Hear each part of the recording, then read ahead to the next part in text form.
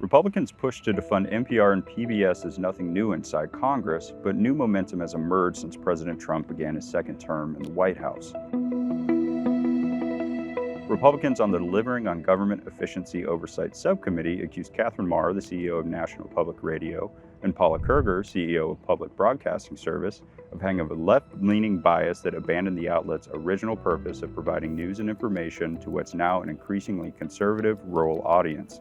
Subcommittee Chair Marjorie Taylor Greene, Georgia Republican, opened Wednesday's hearing saying, quote, NPR and PBS have increasingly become radical left-wing echo chambers for a narrow audience of mostly wealthy white urban liberals and progressives who generally look down on and judge rural America. Her words were echoed from President Trump, who said during a press conference in the cabinet room that he would love to defund the public broadcasting outlets, adding that funding for NPR and PBS was a waste of money considering the amount of media that Americans can access. PBS and NPR receive money in part from Congress through Corporation for Public Broadcasting, a private nonprofit corporation created by Congress in 1967. Lawmakers appropriated $535 million to the CPB this fiscal year. Ms. Maher and Ms. Kerger rebuked accusations that their outlets were biased, arguing they hold their respective organizations and journalists to the highest journalistic standards.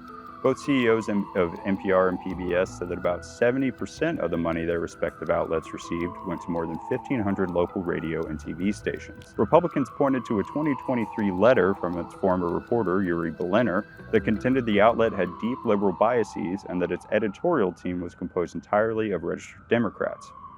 Ms. Maher, who became CEO after Mr. Berliner's letter, said she was brought on board to help revive and reorient the decades-old organization.